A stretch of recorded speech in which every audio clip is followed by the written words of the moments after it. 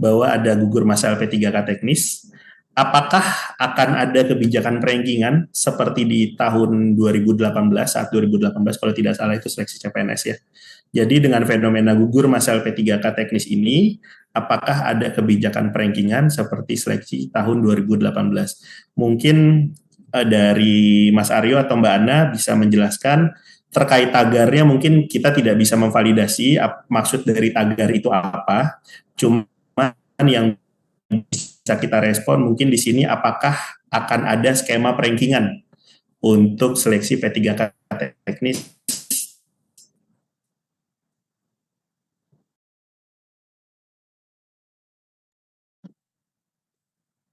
Oke, izin ya teman-teman, untuk fenomena ini saat ini kan Menteri Pendayaan Aparatur Negara dan Reformasi Birokrasi atau Menpan RB telah meminta BKN untuk membuat simulasi nih dan kajian terkini terkait dengan kelulusan di dalam seleksi P3K.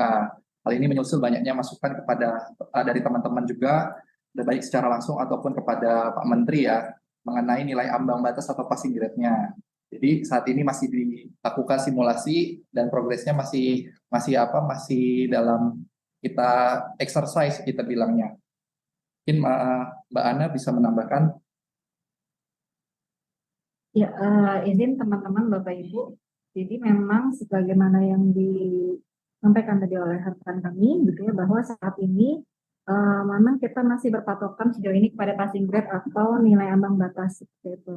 Nah, namun dalam hal kita mengevaluasi bahwa tingkat kelulusannya masih relatif kecil seperti itu ya, maka dari Pansana sendiri mencoba membuat suatu simulasi untuk keterisian formasinya itu dapat dioptimalkan lagi seperti itu. Namun tim kami sendiri saat ini berkoordinasi dan masih melakukan simulasi dan berbagai kajian seperti itu. Jadi kita masih sama-sama menunggu prosesnya seperti itu ya teman-teman. Jadi untuk itu jangan lupa jangan dilewatkan untuk selalu mengecek berita terbaru atau yang terupdate yang disampaikan melalui kanal-kanal resmi yang disampaikan oleh Menteri Pan RB atau dari BKN. Oke, terima kasih Mas Aryo, Mbak Ana. Jadi ini menjawab nih ya. Jadi kalau pertanyaannya banyak sekali, memang pertanyaannya apakah akan ada skema perankingan. Jadi saya ulas lagi atau saya tekankan lagi, pasca kemarin Pak Menteri dan Kepala BKN menyampaikan pernyataan, mungkin ya teman-teman juga mungkin sudah pada melihat bahwa akan ada kebijakan yang merespons rendahnya tingkat kelulusan mungkin ya dari P3K teknis, cuman kebijakannya seperti apa, mohon doanya teman-teman di BKN saat ini sedang menyusun, sedang melakukan exercise tadi ya yang dibilang Mas Aryo. Jadi semoga dalam waktu dekat hasilnya dapat kami sampaikan ke Panselnas. Seperti itu. Kita lanjut ke pertanyaan kedua terbanyak yang masuk. Ini di sini jadi ada kekhawatiran. Nah, ini ada kaitannya tadi dengan yang nomor 1. Jika nantinya ada kebijakan perankingan, apakah hal tersebut akan mempengaruhi kelulusan peserta yang sudah lulus passing grade atau dapat statusnya P-L. Nah, ini lucu sih pertanyaannya. Tapi monggo dijawab dari Mas Aryo atau Mbak Ana, silakan. Ya, nah izin lagi ya teman-teman ya. Jadi jika memang terjadi seperti itu ya penyesuaian, dalam hal ini penyesuaian nilai ambang batas atau passing grade, sebenarnya tidak perlu dikhawatirkan apakah nantinya yang dari sebelumnya berstatus telah lulus menjadi tidak lulus seperti itu, karena yang kita sesuaikan dalam hal ini adalah nilai ambang batasnya seperti itu. Jadi kalau bukan dari ada faktor yang lain gitu ya, jadi kalau hanya sekedar menyesuaikan nilai ambang batas, maka tentu saja hal ini tidak akan mengganggu kepada kelulusan yang sebelum dilakukan penyesuaian passing grade seperti itu Mas Berry.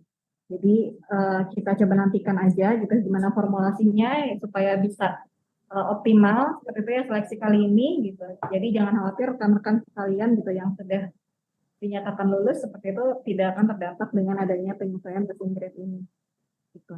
Baik, terima kasih Mbak Ana. Mas Aryo mungkin mau nambahin? Jadi kalau yang dipikirkan ini kan lebih kepada yang masih belum lulus passing grade ya, karena Iya.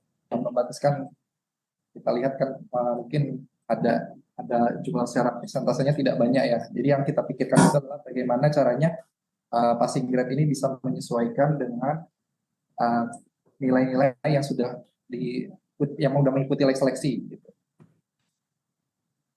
Oke.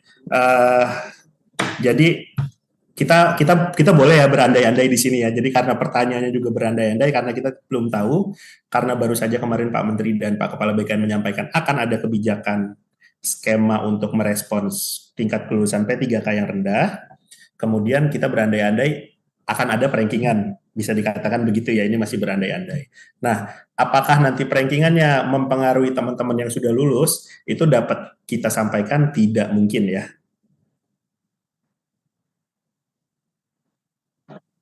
Ya, dalam konteks kita menyesuaikan nilai ambang batas seperti itu ya Mas Dery. Karena memang masih berbasis nilai ambang batas ya, jadi tidak melihat perankingan secara umum. Perankingan.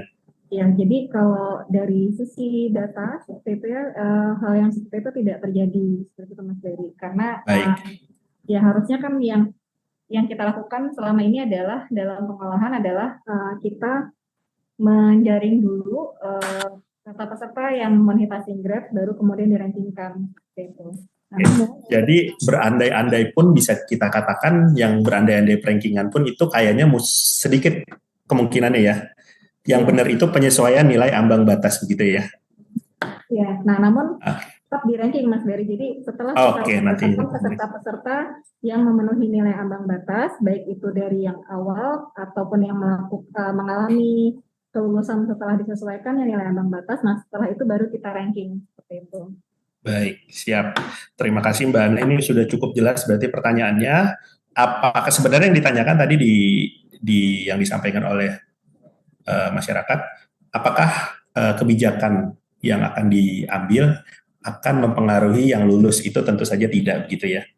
Kemudian yang dilanjutkan, apakah hal ini sama seperti yang dilakukan di 2018? Nah, saya mau ke Mas Audit dulu nih, karena mungkin beliau yang banyak pengalaman. Gimana Mas Audit? Apakah sama skemanya dengan 2018 saat CPNS? Kalau kita pernah melakukan tahun 2018 tentang, kalau tidak salah ya, waktu itu adalah P1 dan P2 ya. Itu sebagai salah satu opsi, tetapi nanti semuanya dikembalikan di rapat Panselnas. Jadi kita memberikan beberapa opsi tentang reformulasi nilai ambang batas, baru nanti keputusan mengambil yang mana yang paling baik dari pemenuhan. Jadi kita melihat sebenarnya salah satu faktor kenapa ada reformulasi nilai ambang batas itu karena tadi sudah disebutkan Mbak Ana bahwa sedikitnya persentase dari kelulusan. Sehingga ini akan dilakukan reformulasi apakah NAB-nya ini terlalu tinggi ataupun hal-hal yang lain, sehingga nanti akan dilakukan seperti itu. Tapi nanti kita lihat dari hasil dari keputusan dari rapat Panselnas. Oke, terima kasih Mas Audit. Jadi semua opsi kita jalankan ya, tapi nanti keputusan akhir ada di rapat Panselnas. Nah, karena memang Mas Audit dan tadi teman-teman sudah menyinggung apa itu Panselnas, nah ini kita mau sedikit menjelaskan lagi nih ke teman-teman di luar sana bahwa memang terkait seleksi rekrutmen ASN, mau itu dari CPNS ataupun dari calon P3K, memang pemerintah secara umum itu tergabung di dalam Panselnas ya, atau Panitia Seleksi Nasional. Nah, Panselnas sendiri itu gabungan dari banyak instansi, banyak kementerian lembaga, jadi tidak hanya BKN. Jadi di situ ada Kementerian Par-RB, kemudian untuk bidang pembuatan soal di situ ada Kementerian Pendidikan dan Kebudayaan, untuk monitoring di situ ada BPKP dan lain sebagainya. Jadi mohon dipahami, terkadang terlihat gerak atau pengambilan kebijakan yang dilakukan pemerintah itu terkesan lama, tapi tidak, karena kami ingin mengambil keputusan itu yang komprehensif, yang sudah teruji dan memang disepakati oleh seluruh instansi yang tergabung di Panselnas. Kira-kira begitu teman-teman. Jadi kalau terkesan pemerintah tidak ada respon, itu mohon dimaklumi, bukan mau kami seperti itu, tapi kami ingin mengambil kebijakan yang di tengah-tengah, tidak ke kanan dan juga tidak ke kiri begitu. Oke,